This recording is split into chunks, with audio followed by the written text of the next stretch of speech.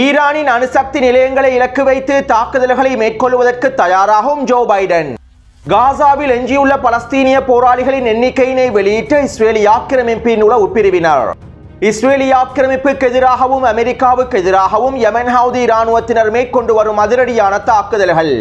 சிரியாவிலே அணு ஆயுதங்களை பரிசோதனை செய்து பார்க்கும் இஸ்ரேலிய ஆக்கிரமிப்பு. எங்களுடைய அடுத்த இலக்கு ஜெருசலம் அல்ல, மக்களை தவறாக வழிநடத்த வேண்டாம்.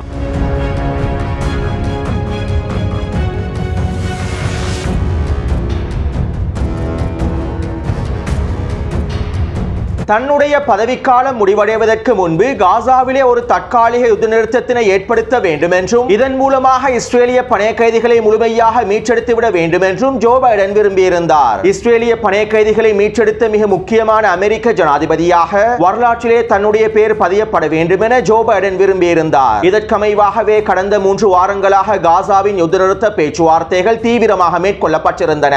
எப்படியாவது காசாவிலே ஒரு தற்காலிக யுத்த நிறுத்தத்தினை ஏற்படுத்தி இஸ்ரேலிய பணைய கைதிகளை முழுமையாக விடுதலை செய்து வரலாற்றிலே இடம் பிடிக்க வேண்டும் என ஜோ பைடன் விரும்பியிருந்தார். இருப்பினும் ஹமாஸ் தரப்பினர் அமெரிக்காவின் சூழ்ச்சி திட்டங்களுக்கும் இஸ்ரேலிய ஆக்கிரமிப்பின் சூழ்ச்சி திட்டங்களுக்கும் அடிபணியவில்லை. அவர்களுடைய நிபந்தனைகளை கைவிட்டு அமெரிக்காவினாலும் இஸ்ரேலிய ஆக்கிரமிப்பினாலும் முன்மொழியப்பட்டிருக்கக்கூடிய தற்காலிக யுத்த நிறுத்தத்திற்கு ஹமாஸ் தரப்பினர் சம்மதிக்கவில்லை. இதனால் தற்போது ஜோ பைடனின் பதவிக்காலம் முடிவடைவதற்கு முன்பு காசாவிலே யுத்த நிறுத்தத்தினை ஏற்படுத்த முடியாது என்றும் இஸ்ரேலிய பணைய கைதிகளை மீட்டெடுக்க முடியாது என்றும் தெளிவாக புலப்பட்டுவிட்டது.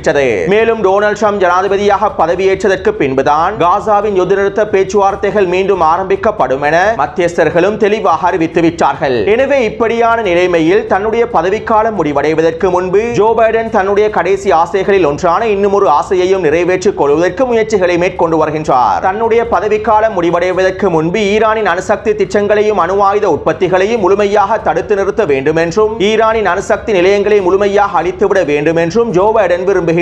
அதாவது ஈரானினுடைய அணு ஆயுத உற்பத்தி தொடர்பாக அமெரிக்காவின் உளவு பிரிவினர் ஒரு முக்கியமான அறிக்கை ஒன்றினை வெளியிட்டுள்ளார்கள். குறுகிய காலத்திற்குள் வரையறுக்கப்பட்ட அணு ஆயுதங்களை உற்பத்தி செய்யக்கூடிய முடிவினை ஈரான் ரகசியமாக மேற்கொண்டிருக்கலாம். இந்த முடிவினை ஈரானிய தலைமைகள் ஏற்கனவே ரகசியமாக எடுத்திருக்கலாம். அது மட்டுமல்லாமல் குறித்த முடிவுகளுக்கு அமைவாக அணு ஆயுத உற்பத்திகளை மேற்கொள்வதற்கான வேலை திட்டங்களையும் ஈரானிய தரப்பினர் மேற்கொண்டிருக்கலாம் என அமெரிக்காவின் உளவுத்துறையினர் மதிப்பிட்டிருப்பதாக புதிய அறிக்கையிலே தெரிவித்துள்ளார்கள். அதாவது ஈரான் ரகசியமாக அணு ஆயுத உற்பத்திகளை மேற்கொள்வதற்கு தயாராகி விட்டது என்றும் இதற்கான எல்லாவிதமான வேலை திட்டங்களையும் ரகசியமாகவே மேற்கொண்டு விட்டது என்றுமே அமெரிக்காவின் உளவுத்துறையினர் புதிய அறிக்கையிலே குறிப்பிட்டுள்ளார்கள். அது மட்டுமல்லாமல் வருகின்ற ஜனவரி 20ஆம் தேதி டொனால்ட் ட்ரம்ப் ஜனாதிபதியாக பதவியேற்பதற்கு முன்பு ஈரானிய தரப்பினர் அணு ஆயுத உற்பத்திகளை நோக்கி விரைந்தால் டொனால்ட் ட்ரம்ப் ஜனாதிபதியாக பதவியேற்பதற்கு முன்பு குறுகிய கால வரையறுக்கப்பட்ட அணு ஆயுதங்களை உற்பத்தி செய்துவிட்டால் அதற்கான வேலை திட்டங்களை ஈரானிய தரப்பினர் ரகசியமாக ஆரம்பித்தால் நாங்கள் அவசரமாக ஈரானின் அணுசக்தி நிலையங்களை இலக்கு வைத்து தாக்குதல்களை மேற்கொள்ள வேண்டும் என்றும் டொனால்ட் ட்ரம்ப் ஜனாதிபதியாக பதவியேற்பதற்கு முன்பு நாங்களே ஈரான் மீது தாக்குதல்களை மேற்கொண்டு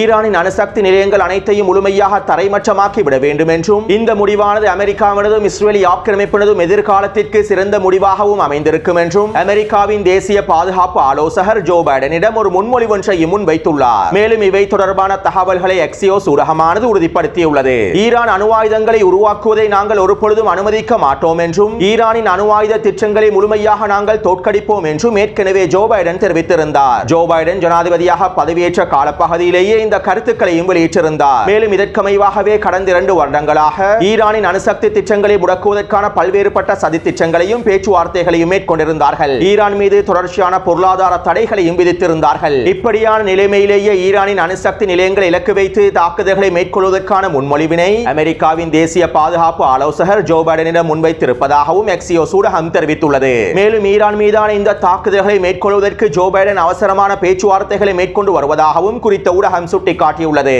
இதைத் தொடர்ந்து ஈரானுக்கான அமெரிக்காவின் முன்னாள் துணை தூதுவர் இவ்வாறு தெரிவித்துள்ளார். இராணுவ நடவடிக்கைகளுடைய ஆபத்தினை கருத்தில் கொண்டு ஈரானின் அணுசக்தி திட்டங்களையும் அணு ஆயுத உற்பத்தி திட்டங்களையும் முழுமையாக முடக்குவதற்கான இறுதி பேச்சுவார்த்தைகளை நாங்கள் மேற்கொள்ள வேண்டும். பேச்சுவார்த்தைகள் மூலமாகவும் நிபந்தனைகள் மூலமாகவும் ஈரானின் அணு ஆயுத உற்பத்தி திட்டங்களை முழுமையாக முடக்கிவிட வேண்டும். இதற்காக இதற்காக ஈரான் மீது அதிகளவான பொருளாதார தடைகள் விதிக்கப்பட்டாலும் பரவாயில்லை. பேச்சுவார்த்தைகள் மூலமாகவும் பொருளாதார தடைகள் மூலமாகவும் ஈரானின் அணு ஆயுத திட்டங்களை முழுமையாக முடக்குவதற்காக முயற்சிகளை மேற்கொள்ள வேண்டும். ஆனால் ஈரான் அணு ஆயுதங்களை வைத்திருக்கக்கூடிய உலகில் வாழ்வதற்கு அமெரிக்கா விரும்பவில்லை என்றால் ஈரானை தாக்குவதை தவிர அமெரிக்காவுக்கு வேறு வழி இல்லை. சர்வதேச நாடுகளுக்கு மத்தியில் ஈரானிடம் அணு ஆயுதம் இருக்கக்கூடாது என அமெரிக்கா விரும்பினால் ஈரானை தாக்குவதை தவிர அமெரிக்காவுக்கு வேறு வழி இல்லை. அதே நேரம் அணு ஆயுத நாடான ஈரான் மீதான தாக்குதல்கள் குறுகிய காலத்திற்குள் அதிகளவான அணு ஆயுதங்களை உற்பத்தி செய்வதற்கான நோக்கத்தினை ஈரானுக்கு அதிகரிக்கும். ஈரான் மீதான தாக்குதல்கள் ஈரானினுடைய அணு ஆயுத உற்பத்திகளை அதிகரிக்கும். மேலும் ஈரானுக்கு எதிரான அமெரிக்காவினுடைய முழுநீள போரானது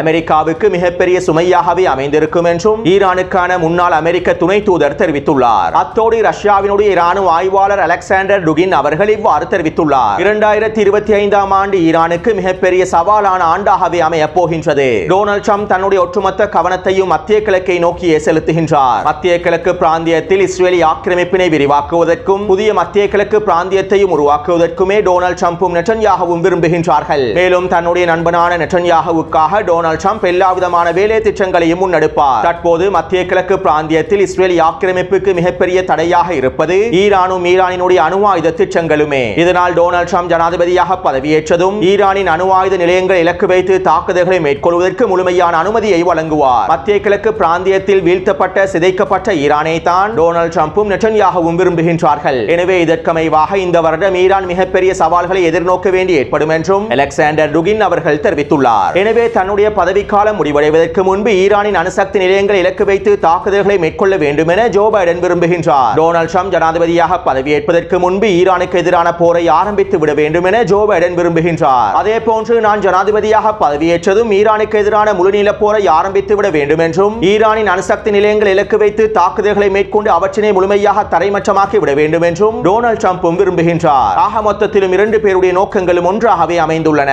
அதாவது ஈரானுக்கு எதிரான தாக்குதல்களை மேற்கொள்வதும் ஈரானுக்கு எதிரான போரை ஆரம்பிப்பதும் அமெரிக்காவின் டீப் ஸ்டேட்டினுடைய திட்டமாகவே காணப்படுகின்றது.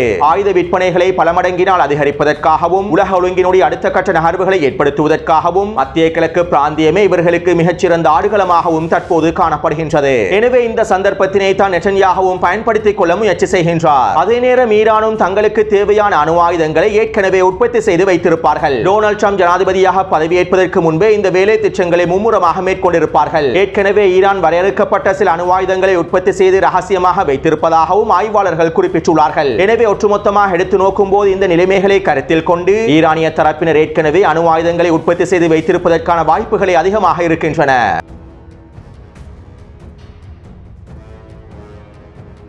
அடுத்து இஸ்ரேலி ஆக்கிரமிப்பு ராணுவம் அவர்களுடைய அணு ஆயுதங்களையும் பரிசோதனை செய்து வருகின்றார்கள். இஸ்ரேலி ஆக்கிரமிப்பிடம் இருக்கக்கூடிய ரகசியமான அணு ஆயுதங்களை பரிசோதனை செய்து பார்க்கின்றார்கள். இவ்வாறு இஸ்ரேலி ஆக்கிரமிப்பிடம் இருக்கக்கூடிய அணு ஆயுதங்களை பரிசோதனை செய்து பார்ப்பதற்காக அவர்கள் தற்போது சிரியாவினுடைய களத்தை பயன்படுத்தி வருகின்றார்கள். டிசம்பர் மாதம் 16ஆம் தேதி இஸ்ரேலி ஆக்கிரமிப்பு ராணுவம் மேற்கு சிரியானுடைய டோட்டஸ் பிரதேசத்தை இலக்கு வைத்து உச்ச வான்வழி தாக்குதல்களை மேற்கொண்டிருந்தது. இந்த வான்வழி தாக்குதலை இஸ்ரேலி ஆக்கிரமிப்பு மேற்கொண்டதும் குறித்த பிரதேசத்திலே 4.2 ரிக்டர் அளவில் நிலநடுக்கம் ஏற்பட்டிருந்தது. மேலும் இஸ்ரேலி ஆக்கிரமிப்பின் இந்த தாக்குதலுக்கு பிறகு குறித்த பிரதேசத்திலே கதிர்வீச்சுக்கள் காணப்பட்டதாகவும் சர்வதேச ஊடகங்களும் குறிப்பிட்டிருந்தன. அதாவது இஸ்ரேலி ஆக்கிரமிப்பு கடந்த டிசம்பர் 16ஆம் தேதி சிரியாவின் மேற்கு பிரதேசமான டோட்டஸ் பிரதேசத்திலே அவர்களுடைய சிறிய அணுகுண்டு ஒன்றினை சோதித்து பார்த்துள்ளார்கள். அத்தோடு நேற்றிரவும் இஸ்ரேலி ஆக்கிரமிப்பு ராணுவம் அலப்போவின் கிழக்கு பிரதேசத்தில் உச்ச வான்வழி தாக்குதல்களை மேற்கொண்டிருந்தார்கள். நேற்றிரவு இஸ்ரேலி ஆக்கிரமிப்பு மேற்கொண்ட வான்வழி தாக்குதலின் போது 2.5 ரிக்டர் அளவிலே நிலநடுக்கம் ஏற்பட்டிருப்பதாகவும் தகவல்கள் வெளியாகியுள்ளன. அதாவது நேற்றிரவும் இஸ்ரேலி ஆக்கிரமிப்பு ராணுவம் குறித்த பிரதேசத்திலே சிறிய அணுகுண்டுகளை வீசி பரிசோதனை செய்து பார்த்துள்ளார்கள். அதே போன்று டமஸ்கஸின் கிராமப்புறங்களை இலக்கு வைத்தும் இஸ்ரேலி ஆக்கிரமிப்பு ராணுவம் நேற்றிரவு உச்ச வான்வழி தாக்குதல்களை மேற்கொண்டிருந்தது. எனவே அணு ஆயுத போருக்கு இஸ்ரேலி ஆக்கிரமிப்பும் தயாராகி வருகின்றது. மேலும் இந்த அணு ஆயுதங்களை பரிசோதனை செய்து பார்ப்பதற்காக சிரியாவின் தளத்தையும் இவர்கள் பயன்படுத்தி வருகின்றார்கள். அடுத்து இஸ்ரேலி ஆக்கிரமிப்பு சிரியாவின் தெற்கு பிரதேசமான குனித்ரா கிராமத்திற்கு அருகாமையில் இருக்கக்கூடிய மிகப்பெரிய அணைக்கட்டான மிக முக்கியமான அணைக்கட்டான அல் மந்தாரா அணைக்கட்டினையும் அதனோடு இருக்கக்கூடிய அனைத்து விதமான கைத்தொழில் நிலையங்களையும் முழுமையாக கைப்பற்றியுள்ளது. மேலும் குறித்த அணைக்கட்டோடு இருக்கக்கூடிய அரச கட்டிடங்களையும் கைப்பற்றியுள்ளது. அது மட்டுமல்லாமல் குறித்த பிரதேசத்தில் இருக்கக்கூடிய சிரியாவுடைய மக்கள் முழுமையாக வெளியேறுமாறும் இஸ்ரேலி ஆக்கிரமிப்பு ராணுவம் கட்டளையிட்டுள்ளது. மேலும் சிரியாவுடைய தெற்கு பிரதேசத்திலே இஸ்ரேலி ஆக்கிரமிப்பு ராணுவம் 9 இராணுவ தளங்களை அமைப்பதற்கான வேலை திட்டங்களை ஆரம்பித்திருப்பதாகவும் இஸ்ரேலி ஆக்கிரமிப்பு ஊடகங்கள் தெரிவித்துள்ளன. அடுத்து வடக்கு சிரியா சிரியாவின் ஐன் அரப் பிரதேசம் என்று அழைக்கப்படக்கூடிய கொபானி பிரதேசத்திலே அமெரிக்கா மிகப்பெரிய இராணுவ தளத்தினை அமைக்கப் போவதாக அறிவித்துள்ளது. குறித்த வரைபடத்திலே இலக்கம் ஒன்றினால் காண்பிக்கப்பட்டிருக்கக்கூடிய ஐன் அல் அரப் பிரதேசமான கொபானி பிரதேசத்திலேயே அமெரிக்காவின் மிகப்பெரிய இராணுவ தளம் அமைக்கப்பட போகின்றன.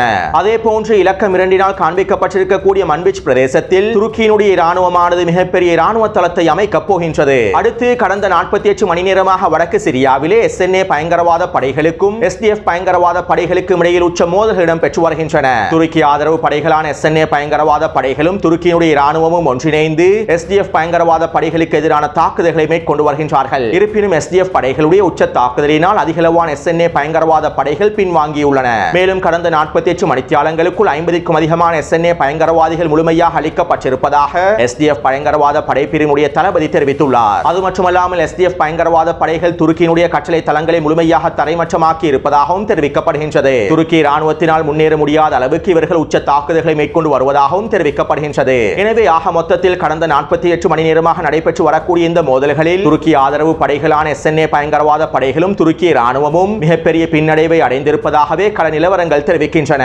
அடுத்து இது ஒரு புறம் இருக்க STS பயங்கரவாத அமைப்பினுடைய தலைமைக்கு கீழால் இயங்கக்கூடிய சிரியாவுடைய இடைக்கால அரசின் வெளியுறவுத்துறை அமைச்சர் ஊடக நேர்காணலின் போது இவ்வாறு தெரிவித்திருந்தார். சிரியாவிலே இஸ்ரேலினுடைய இருப்பு நிரூபித்த உண்மையாகும். சிரியாவிலிருந்து ஹிஸ்புல்லாவும் ஈரானும் இஸ்ரேலுக்கு எதிராக மிகப்பெரிய தாக்குதல்களை மேற்கொள்வதற்கு திட்டமிட்டிருந்தார்கள். ஈரானும் ஹிஸ்புல்லாவும் ஒன்றிணைந்து சிரியாவின் ஊடாக இஸ்ரேலுக்கு எதிராக புதிய போர் முனையை திறப்பதற்கும் திட்டமிட்டிருந்தார்கள். ஆனால் நாங்கள் ஆட்சியினை கைப்பற்றி இந்த திட்டங்கள் அனைத்தையும் முழுமையாக தவிடுபடியாக்கிவிட்டோம். சிரியாவை மையமாக வைத்து மத்திய கிழக்கு பிராந்தியத்திலே மேற்கொள்ளப்பட இருந்த மிகப்பெரிய பிராந்திய யுத்தத்தினையும் நாங்கள் முழுமையாக தடுத்து நிறுத்திவிட்டோம். இஸ்ரேலுக்கு எதிராக ஈரானும் ஹிஸ்புல்லாவும் மேற்கொண்டிருந்த சதி திட்டங்களை அத்தோடு நாங்கள் இஸ்ரேலுடன் பேச்சுவார்த்தைகளை மேற்கொண்டு உறவுகளை வலுப்படுத்துவதற்கு விரும்புகின்றோம். STS ஆனது இஸ்ரேலை முழுமையாக அங்கீகரிக்கின்றது. சிரியாவிலே STS-னை கொண்டாடுவதற்கு பலர் விரும்புகின்றார்கள். அது அவர்களுடைய உரிமையாகவே காணப்படுகின்றது.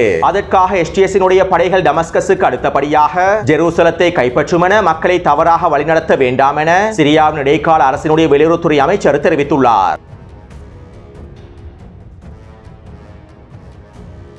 பலஸ்தீனிய போராளிகள் இஸ்ரேலி ஆக்கிரமிப்புக்கு எதிராக தொடர்ச்சியான ஏவுகணை தாக்குதல்களை மேற்கொண்டு வருகின்றார்கள். கடந்த ஒரு வாரத்திற்குள்ளே பலஸ்தீனிய போராளிகள் இஸ்ரேலி ஆக்கிரமிப்புக்கு எதிராக 40க்கும் அதிகமான ஏவுகணை தாக்குதல்களை மேற்கொண்டு விட்டார்கள். இதற்கமைவாக நேற்று மாலையும் பலஸ்தீனிய போராளிகள் இஸ்ரேலி ஆக்கிரமிப்பு குடியேற்ற பிரதேசங்களை இலக்கு வைத்து 8க்கும் அதிகமான ஏவுகணை தாக்குதல்களை மேற்கொண்டிருந்தார்கள். இந்த ஏவுகணை தாக்குதல்களில் ஒரு சில ஏவுகணைகளை இஸ்ரேலி ஆக்கிரமிப்பு ராணுவம் சுட்டு வீழ்த்தி இருப்பதாகவும் அதிகளவான ஏவுகணைகள் விழுந்து சேதத்தினை ஏற்படுத்தி இருப்பதாகவும் இஸ்ரேலி ஆக்கிரமிப்பு ஊடகங்கள் ஒப்புக்கொண்டுள்ளன.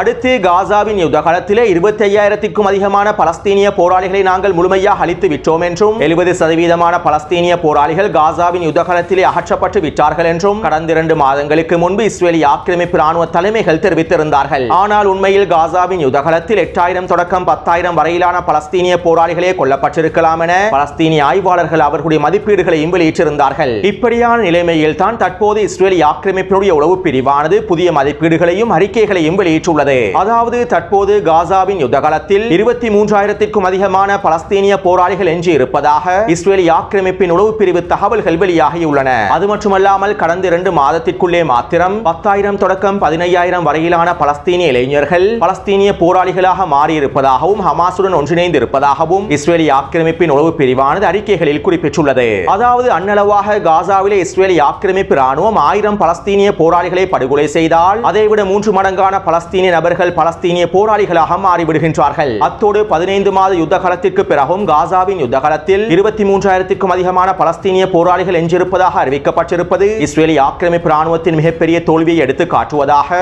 இஸ்ரேலி ஆக்கிரமிப்பின் ராணுவ ஆய்வாளர்களும் கருத்துக்களை வெளியிட்டுள்ளார்கள். அடுத்து பலஸ்தீனிய போராளிகள் தொடர்ச்சியான தாக்குதல்களை மேற்கொண்டு வருகின்றார்கள். இதற்கமைவாக அல் கஸாம் படையினர் மத்திய காசாவின் தேர் எல் பலாவின் கிழக்கு பிரதேசத்தினூடாக நுழைந்திருக்கக்கூடிய மெர்காவா போர்த்தங்கி வாகனங்களை இலக்கு வைத்து அதிரடியான ஆஃபென்சிவ் தாக்குதல்களை மேற்கொண்டுள்ளார்கள். இதன்போது யாசின் ஏவுகணை மூலமாக ஒரு மெர்காவா போர்த்தங்கி வாகனத்தை தட்டி தூக்கியுள்ளார்கள். மேலும் அதனோடு வந்த இஸ்ரேலி ஆக்கிரமிப்பு சிப்பாய்களை இலக்கு வைத்து துப்பாக்கிச் சூட்டு தாக்குதல்களையும் EBG ஏவுகணை தாக்குதல்களையும் மேற்கொண்டுள்ளார்கள். இந்த தாக்குதலிலே 5க்கும் அதிகமான இஸ்ரேலி ஆக்கிரமிப்பு சிப்பாய்கள் பூஜ்ய தூரத்தில் அளிக்கப்பட்டிருப்பதாகவும் தெரிவிக்கப்படுகின்றது. அதேபோன்று ஜபலியா முகாம் பிரதேசத்திலே அபு அலி முஸ்தபா படையினர் ஸ்னைப்பர் தாக்குதல் மூலமாக 2 இஸ்ரேலி ஆக்கிரமிப்பு சிப்பாய்களை அளித்துள்ளார்கள். அதேபோன்று ஒமர் அல் காசிம் படையினர் பெய்ட் ஷனூன் பிரதேசத்திலே ஆஃபென்சிவ் தாக்குதல்களை மேற்கொண்டு ஒரு மெர்காவா போர்த்தங்கி வாகனத்தை தட்டி தூக்கியுள்ளார்கள். எனவே நேற்று மாலை 6 மணியிலிருந்து இன்று மாலை 6 மணி வரையில் கிடைக்கப்பெற்ற தகவல்களுக்கு அமைவாக காசாவின் யுத்தகலத்தில் 2 மெர்காவா போர்த்தங்கி வாகனங்கள் அளிக்கப்பட்டுள்ளன. 15க்கும் அதிகமான இஸ்ரேலிய ஆக்கிரமிப்பு சிப்பாய்கள் கொல்லப்பட்டும் படுகாயங்களுக்கும் உள்ளாக்கப்பட்டுள்ளார்கள். அடுத்து யெமன் ஹவுதி ராணுவத்தினர் இஸ்ரேலிய ஆக்கிரமிப்புக்கு எதிராக தொடர்ச்சியான தாக்குதல்களை மேற்கொண்டு வருகின்றார்கள். இஸ்ரேலிய ஆக்கிரமிப்பு நிலத்தொடர்களை ஒரு நாள் கூட நிம்மதியாக உறங்க விடாமல் யெமன் ஹவுதி ராணுவத்தினர் அதிரடியான ஹைப்பர்சோனிக் பாலிஸ்டிக் ஏவுகணை தாக்குதல்களை மேற்கொண்டு வருகின்றார்கள். இதற்கமைவாக இன்று அதிகாலை 4:30 மணியளவில் யெமன் ஹவுதி ராணுவத்தினர் 3 ஹைப்பர்சோனிக் பாலிஸ்டிக் ஏவுகணை தாக்குதல்களை மேற்கொண்டுள்ளார்கள். இஸ்ரேலிய ஆக்கிரமிப்பின் டெல் அவீவின் மத்திய பிரதேசத்தில் இருக்கக்கூடிய ராணுவ தளங்களை இலக்கு வைத்து இந்த ஏவுகணை தாக்குதல்கள் மேற்கொள்ளப்பட்டுள்ளன. அதேபோன்று யெமன் ஹவுதி ராணுவத்தினர் அமெரிக்காவின் MQ-9 ட்ரோன் ஒன்றினையும் சுட்டு வீழ்த்தியுள்ளார்கள். யெமனுக்குள்ளே உளவு பார்ப்பதற்காகவும் வான்வழி தாக்குதல்களை மேற்கொள்வதற்காகவுமே அமெரிக்கா தொடர்ச்சியாக MQ-9 ட்ரோன்களை அனுப்பி வருகின்றது. மேலும் அமெரிக்காவுடைய இந்த MQ-9 ட்ரோன்களை யெமன் ஹவுதி ராணுவத்தினர் இலகுவாக சுட்டு வீழ்த்தி வருகின்றார்கள். இது அமெரிக்காவுக்கு மிகப்பெரிய இழப்பை ஏற்படுத்தி வருவதாகவும் தெரிவிக்கப்படுகின்றது. எனவே இந்த காணொளி தொடர்பான கருத்துக்களை பதிவிடுங்கள். தொடர்ந்து என்னுடன் இணைந்திருங்கள். நன்றி, வணக்கம்.